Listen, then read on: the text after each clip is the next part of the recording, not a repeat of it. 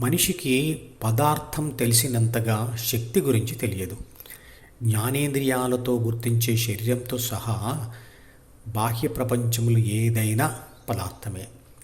ఆత్మ లేదా నేను అనేది అనేక శక్తులలో ఒక శక్తి.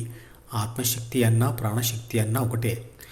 ప్రాణశక్తి మిగతా శక్తులైన విద్యుత్ శక్తి, అయస్కాంత శక్తి, భూమి ఆకర్షణ శక్తి, పరమాణు శక్తి, ఉష్ణశక్తుల్లాగా విశ్వశక్తి నుండి వచ్చింది.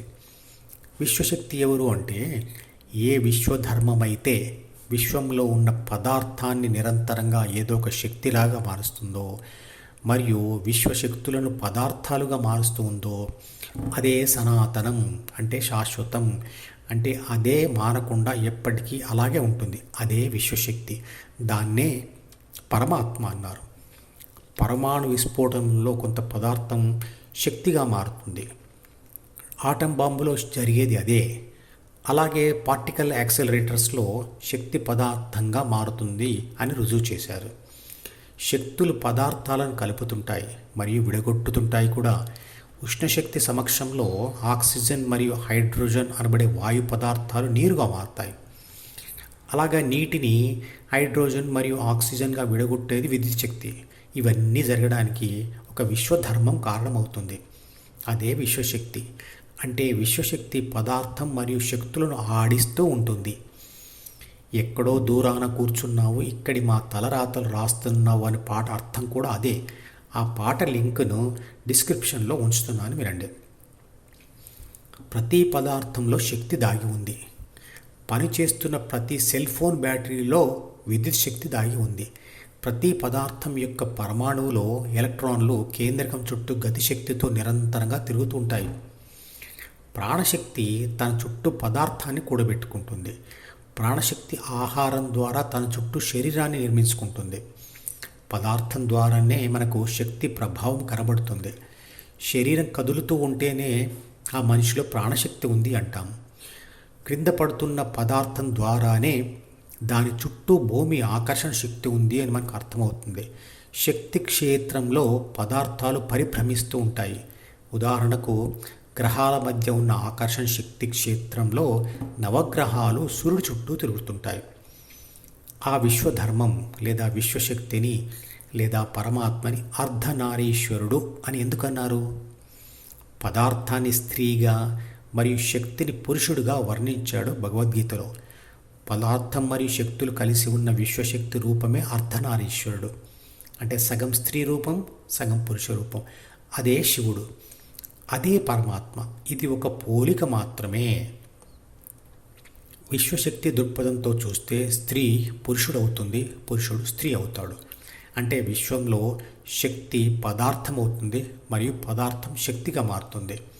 మంత్రపుష్పం యొక్క శ్లోకాలలో శక్తి పదార్థంలో ఉంటుంది మరియు పదార్థంలో శక్తి ఉంటుంది అంటాడు.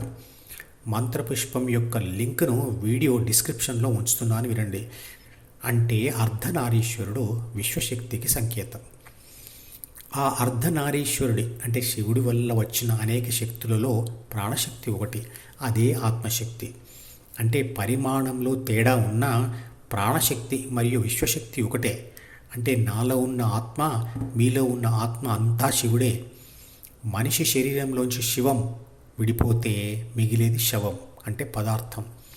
శక్తులన్నీ కూడా పదార్థంగా మారడమే కాకుండా ఒక శక్తి నుండి ఇంకో శక్తిగా మారతాయి తప్ప వాటికి నశించడం ఉండదు, పుట్టడం ఉండదు.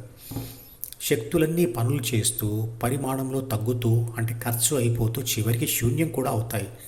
అంటే శక్తి తాను ఏ పదార్థం మీద అయితే పనిచేస్తుందో అందులోకి ప్రవేశిస్తూ ఖర్చు అయిపోతూ ఉంటుంది. నేను చేస్తున్న పనుల ద్వారా నా ప్రాణశక్తి కరిగిపోయి పనులు చేయబడుతున్న వస్తువులలోకి ప్రవేశిస్తుంది. ఇంట్లోని గోడ గడియారంలోని బ్యాటరీ లాగా లేదా సెల్ ఫోన్లో ఉన్న బ్యాటరీ లాగా అది పనిచేస్తూ చేస్తూ అందులోని శక్తి తరిగిపోతూ ఉంటుంది. కానీ అది శక్తి నశించడం కాదు. అలా తరిగిపోయిన శక్తి చేస్తున్న పని ద్వారా చేయబడుతున్న వస్తువులలోకి ప్రవేశించి అక్కడి నుండి విశ్వశక్తిలో కలిసిపోతుంది. విసిరిన రాయిలోకి మనిషి యొక్క కండర శక్తి కొంత క్షీణించి అలా క్షీణించిన శక్తి గతిశక్తిగా మారి ప్రవేశిస్తుంది. అద్దం మీద పెట్టిన రాయి దానిని పగలగొట్టదు, కానీ అదే రాయిని ఎత్తు మీదకి తీసుకెళ్ళి అద్దం మీద పడవేస్తే అద్దం పగిలిపోతుంది. అలా ఎందుకు జరుగుతుందంటే ఎత్తు మీద పెట్టిన రాయిలోకి స్థితిశక్తి ప్రవేశిస్తుంది. పడవేసినప్పుడు అదే స్థితిశక్తి గతిశక్తిగా మారి ఆ శక్తి వల్ల అద్దం పగిలిపోతుంది. శక్తి ప్రవేశం వల్ల రాయి బరువు పెరగదు, వెళ్ళిపోయినప్పుడు తరగదు. విశ్వంలో ఏ శక్తి అయినా పదార్థాన్ని ఆశ్రయించి ఉండవలసిందే, మరియు పదార్థం ద్వారానే వాటి ప్రభావం మనకు తెలుస్తుంది. ఆత్మశక్తి కనబడేది కాదు. శరీరం లేకపోతే దాని ప్రభావం మనకు తెలియదు. ఈ మధుపదం యూట్యూబ్ ఛానల్ వీడియోని సబ్స్క్రైబ్ చేసి గంట గుర్తును నొక్కి ఆల్ని సెలెక్ట్ చేసి ప్రతిరోజు యూట్యూబ్ ఓపెన్ చేసి అడుగున ఉన్న సబ్స్క్రిప్షన్ బటన్ నొక్కితే అన్ని లేటెస్ట్ వీడియోలు చూడవచ్చు.